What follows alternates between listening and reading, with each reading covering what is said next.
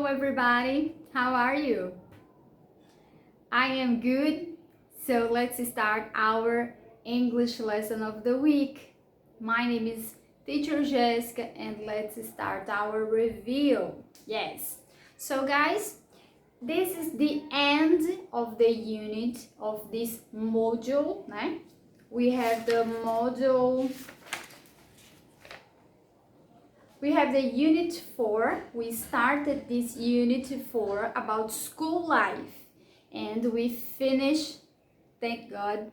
And today we will review this unit. So this lesson is very important for you guys to know, para vocês saberem if you learned, okay?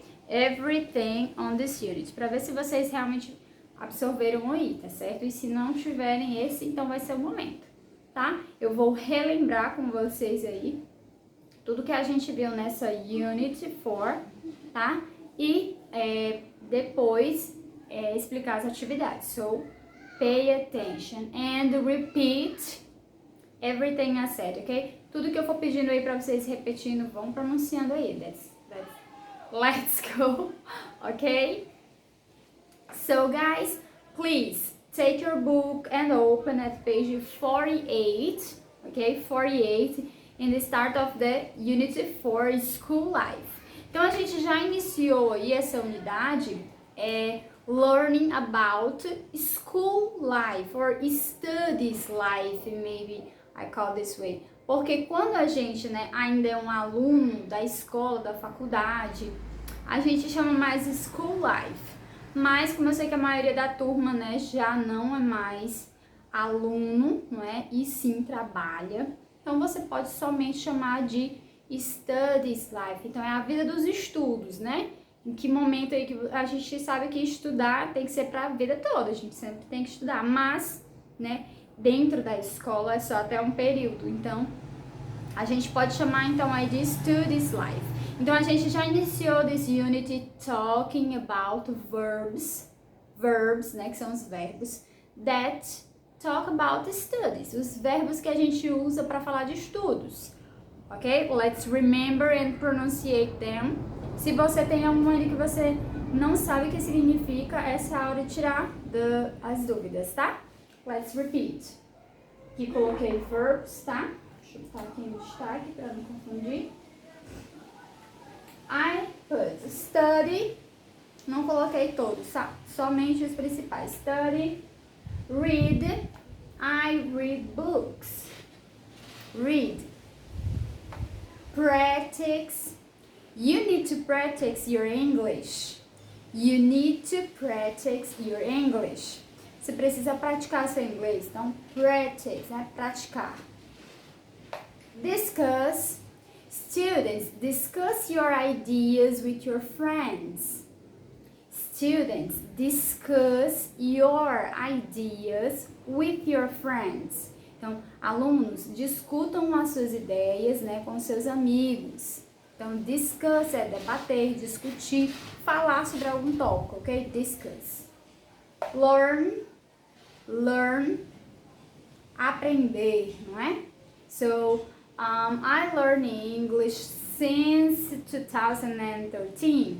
Então, eu aprendo, um novo idioma, o inglês, desde 2013. Okay? I like to learn about culture. I like to learn about new culture. Eu gosto de aprender, tá? Sobre culturas novas. Oh, Jesus.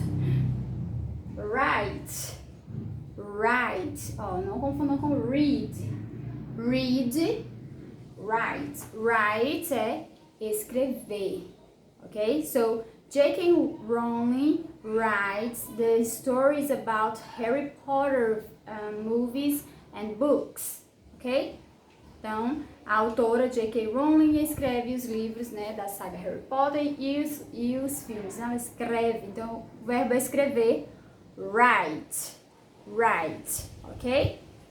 Então a gente já iniciou a unidade, falando sobre esses verbos aí, Porque se a gente vai falar sobre estudos, né, eu vou falar aí sobre esse tipo de verbo que eu utilizo quando estou estudando, certo? E também, né, in this unit, we learn about simple present tense. Tá? Na parte gramatical, a gente estudou o simple present, que é muito simples, porém requer atenção na hora de você estudar. Porque, como eu expliquei já nas aulas passadas, muitas pessoas pensam que simple present, eu estou falando do presente agora, né, imediato, e não é. Simple present fala sobre o meu dia a dia, a minha rotina, certo? Por isso mesmo aqui que trabalhamos sobre a rotina de estudos, né? Então é perfeito aí para trabalhar o simple present, esse tipo de verbs. Como é que eu utilizo então o simple present, Jéssica? Vamos recapitular aqui. Primeiramente, a gente tem que entender que existem vários tipos de frases, né?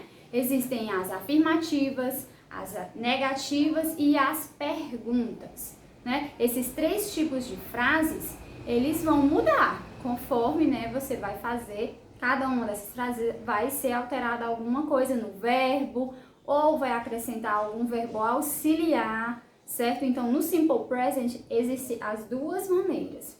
Na forma afirmativa, tá? Ele sofre algumas alterações. Na negativa e na pergunta, eu vou precisar dos meus verbos, dos meus auxiliares, que é o do e o does, tá? Que eu expliquei já em aulas passadas. Então, vou colocar eles bem aqui, só pra gente saber que eles são fundamentais, né? Quando estamos trabalhando simple present, tá?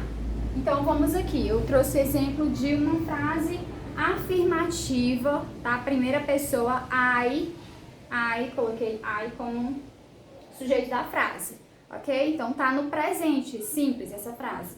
I study English twice a week. I study English twice a week. Eu estudo inglês 2 vezes na semana. Essa expressão twice a week é uma expressão única, tá? Junto. Significa 2 vezes. Aí pode ser twice a month, 2 vezes por mês, twice a week, 2 vezes por semana, twice a year, 2 vezes por ano, vai depender aí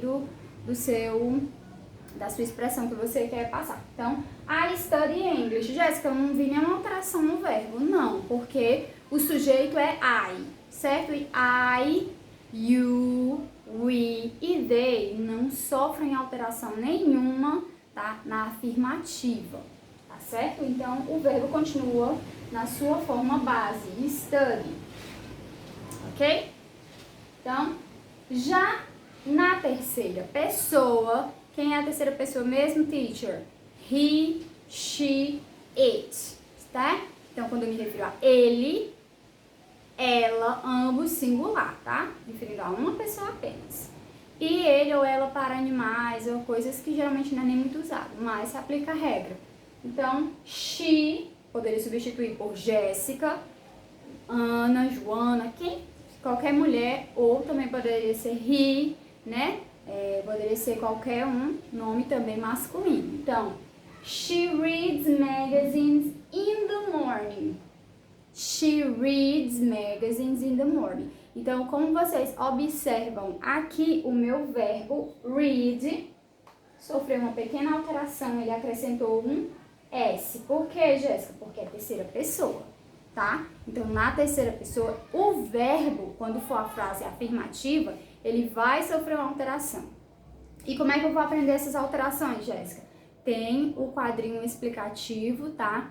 Inclusive, eu vou deixar ele, porque sempre a gente vai ficar estudando essas alterações, porque elas se aplicam em outros tempos verbais também, certo? Em outros casos. Então, a gente sempre vai praticar elas. Então, às vezes você vai acrescentar S, às vezes é só o S, que na maioria das vezes é só você lembrar também daquela aula sobre plurals, certo? Aqueles plurais ali se aplicam exatamente aqui nessas regrinhas, ok? Então, she reads magazines, ela lê revistas in the morning. In the morning, tá? É um período do dia, it's a period of the day.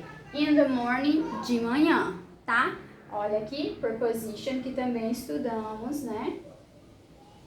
In the morning, tá? De manhã, na manhã, pela manhã. certo? Então, ok. Então, isso aqui é frases afirmativas. Great. Aprendi, Jéssica. Então, aí, que na terceira pessoa apenas que sofre alterações. Great. Já para me fazer frases negativas, eu vou precisar desses dois auxiliares, tá certo? Só que aqui eles estão na forma normal, afirmativa, né? Como é que eu transformo eles em negativos? Eu acrescento o not, tá certo? E aí eles vão ficar como don't e doesn't, ok? Então, quando eu acrescento o not, eles estão na frase, na forma negativa. E aí, o que que acontece na frase? Onde é que vai ficar eles, Jéssica? Simple, depois do sujeito, certo? Então, aqui, tá? Pra I, novamente, I, you, we, they, aqueles que não são terceira pessoa, eu uso do. He, she, it, does. Só que aqui no caso com not. Então vai ficar I don't. Ele vem depois do sujeito, né, teacher? Yes. I don't study English twice a week. I don't study English twice a week. Eu não estudo inglês 2 vezes por semana. Então botei aí o don't depois do meu sujeito. Great. E na terceira pessoa, o doesn't, tá? Que é o does mais not. Depois do sujeito também, Jéssica? Yes.